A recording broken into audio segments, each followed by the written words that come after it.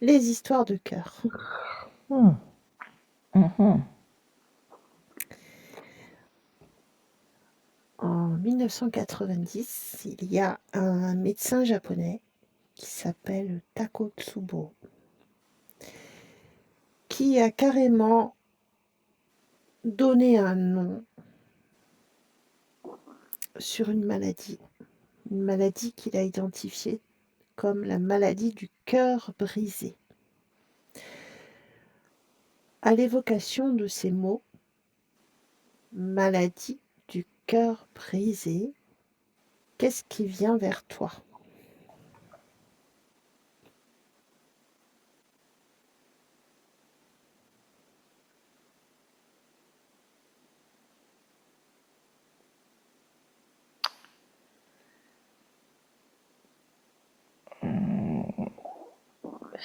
Je vois comme un trou, un vide,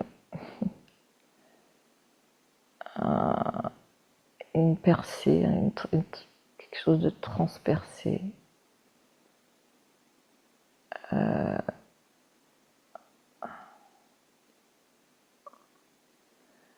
Mais je vois surtout le mot maladie comme mal a dit. Mhm. Et non pas, enfin, tu vois, Oui, oui, le mais c'est très mal juste. Mhm. a dit. C'est-à-dire que pour moi, c'est pas une maladie, enfin, ce que je vois, c'est que c'est déclaré comme une maladie, mais c'est pas vrai. Enfin, c'est pas vrai, je sais pas, c'est ça qui vient. C'est que c'est,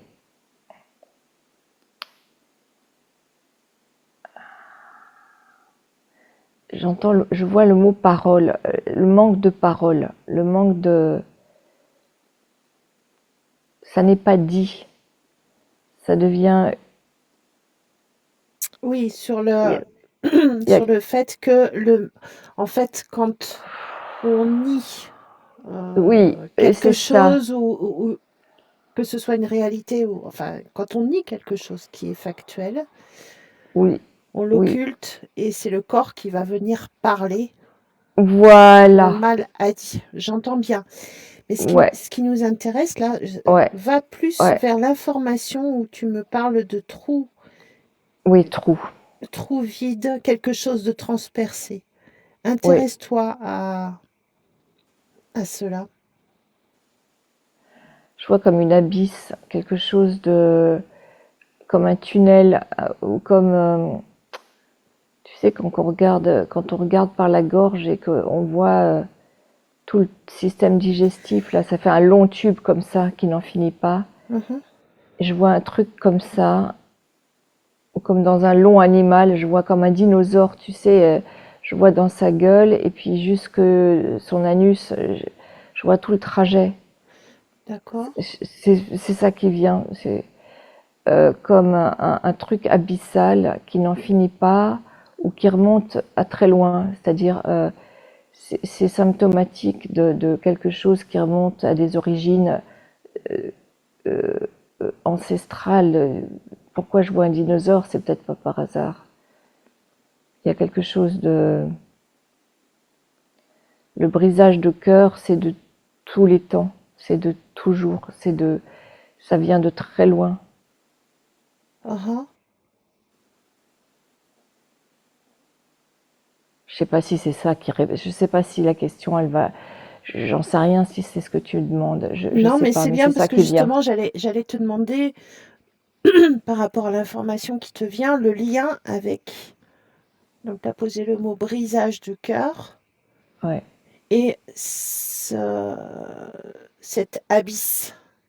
ouais, Parce que c'est effectivement le ressenti que on peut expérimenter quand on a le cœur brisé, de ressentir oui, du vide.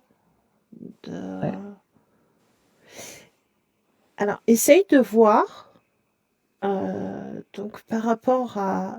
Parce que je peine à comprendre en fait le lien entre le fait que tu vois justement depuis la gorge, l'ouverture de la bouche enfin toute la tuyauterie en fait, Ouais, ouais, jusqu'au bout. Et en fait, toute cette tuyauterie quel est le lien avec le cœur? Parce que de façon biologique, il y en a pas en vérité. Bah si, il Enfin, y a il y a carrément il un y en lien. Il y a un lien, le cœur il fournit, je veux dire, c'est le sang qui circule dans tous les organes, c'est complètement lié. Donc c'est comme si ça affecte bien plus que le cœur, ça affecte tout le système de l'homme, de l'être humain.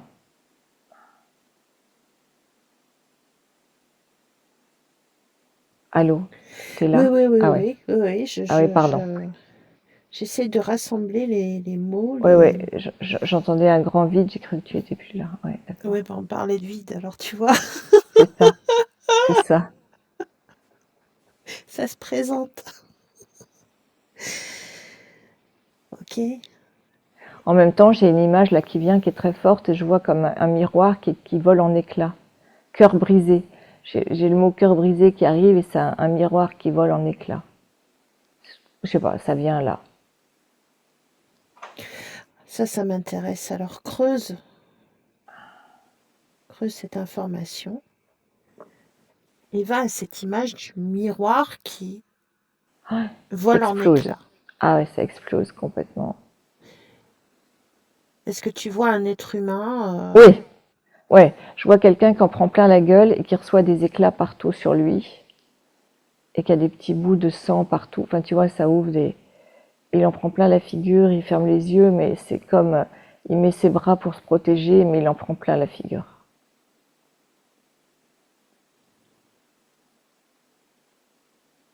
Hmm. C'est très violent. Hmm. Donc, observe la scène, hein. Tu n'es qu'observatrice, hein. Tu ne Ouais, t'impliques pas. ouais, Tu restes observatrice et tu maintiens tes fréquences. Cool. ouais, Hein. ouais, ouais. Et remonte un petit peu, donc, cette histoire-là de miroir qui vole en éclats. Est-ce qu'il y a un interférent? Est-ce que c'est une situation? Est-ce que quelqu'un provoque ou quelque chose provoque l'explosion de ce miroir? Oui, je vois une forme. Je, je vois justement une sorte de. Ouais, ça ressemble un peu à un dinosaure, mais c'est un peu comme. C'est plutôt un dragon, quelque chose comme ça, qui envoie des flammes de sa gueule et Mhm. qui fait exploser les miroirs. C'est lui qui fait exploser ce miroir, en fait, que je vois, D'accord, sur d'accord. cet homme. Et en fait, je vois à l'autre bout, enfin, il y a comme une image de cet homme avec ce dragon de feu qui fait exploser un miroir sur lui. Et c'est comme si je voyais un fil téléphonique, je sais pas pourquoi, je pense à un fil téléphonique, un câble qui lie cet homme à une femme que je vois à l'autre bout du câble et qui vient de lui annoncer par téléphone qu'elle le quittait. Et c'est ça qui a provoqué le feu du dragon et le miroir qui l'explose en pleine figure. Alors, je résume donc. Il est au téléphone, au bout d'une file. Une femme lui annonce, avec qui il est en lien, Ouais, lui annonce qu'elle le quitte, ouais. enfin qu'elle veut plus partager sa vie ou quoi, ou qu'est-ce. Et qu'est-ce qui fait que soudain ce dragon apparaît? Qu'est-ce qui fait que lui va attirer ce dragon, ou va le manifester? Il était là déjà en dormance. Hmm. Et est-ce que tu pourrais dire que c'est le cas pour chaque être humain? Puisque, Ben non, non, chaque cas est différent. ok. Donc c'est pas tous les humains, parce qu'on dit des fois, oui, tu vas réveiller, enfin moi c'est une expression que j'utilise, fais attention, tu ne réveilles pas mon dragon Ah bon? intérieur. Oui, J'ai jamais entendu ça. c'est peut-être moi qui l'ai inventé, après tout. D'accord, bah c'est intéressant. Non, ou c'est peut-être en Asie qu'ils disent ça. Bon bref, je sais plus. Et donc ce que je voudrais savoir, c'est que, c'est-à-dire que l'être humain ayant plusieurs facettes, on est d'accord? Ouais. qui est autant capable d'une douceur infinie que d'une intense colère. Et voilà, je me demandais si ce dragon, on ne peut pas identifier cette intense colère qui se manifeste par un dragon, quoi. Pourquoi? Non, Pourquoi? je sais pas. Donc tu me dis que ce dragon, en fait, était en dormance chez cet homme-là, Oui, dans son espace, oui. dans son espace. Donc en fait, cet homme-là était interféré, du coup. Ah bah sans doute, oui, probablement, Ok, effectivement. Oui, il est bel et bien dans son espace, on dirait qu'il fait partie de lui, si tu veux. d'accord.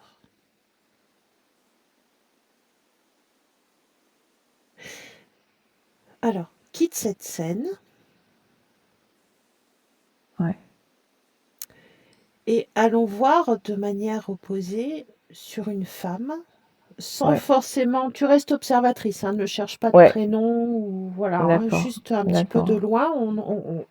J'aimerais comprendre le mécanisme en fait. Une femme donc qui a eu ce miroir, qui a ce miroir qui vole en éclats. Hmm, hmm. Donc remonte un petit peu un temps avant et qu'est-ce qui provoque l'explosion de ce miroir?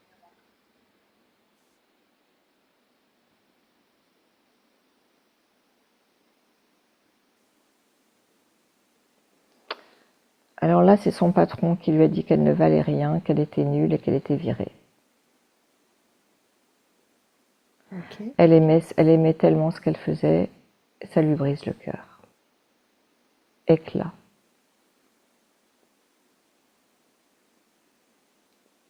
C'est moins violent que la scène d'avant, mhm, mais c'est très très puissant. C'est la désolation totale. Là, elle se sent vidée de tout. Enfin, c'est la catastrophe. C'est la catastrophe. d'accord. Donc, est-ce qu'il y a un interférent qui provoque cette Ben explosion? là, je vois rien. Non, donc l'interférent en fait serait le patron. Ah ouais, je vois un crocodile à la place du patron. Hmm, ok, Ouais, un beau crocodile vert marron avec des yeux très perçants, très verts. Ah, sadique, un sourire dégueulasse. d'accord, mon pauvre, allez, moi déconnecte-toi, c'est bon, on a vu, Ouais, ouais, ouais, pff, pas la ouais. peine, hein. Ah, Nous, on aime bien nos jolies fréquences, c'est bon, on a vu, on a compris. ouais, Aïe. ouais, ouais, ouais, ouais, ouais, Et donc déconnecte-toi de cette scène. ouais. Ah, tu reviens un petit temps vers toi, dans tes belles fréquences. Ah oui. Et ce qui m'interpelle, c'est l'analogie du miroir. Ah, tu sais quoi, il y a de la magie noire dans les miroirs brisés.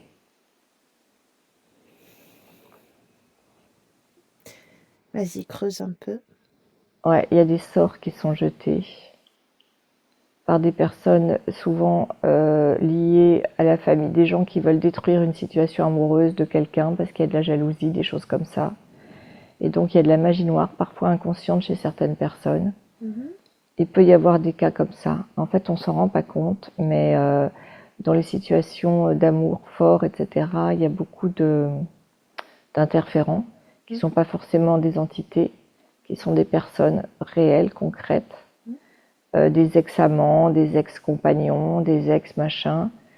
Et parfois, ils font appel vraiment à des marabouts, des personnes qui vont, voilà, dans certaines cultures surtout. Mhm. Mais dans nos cultures à nous occidentales, c'est moins le cas.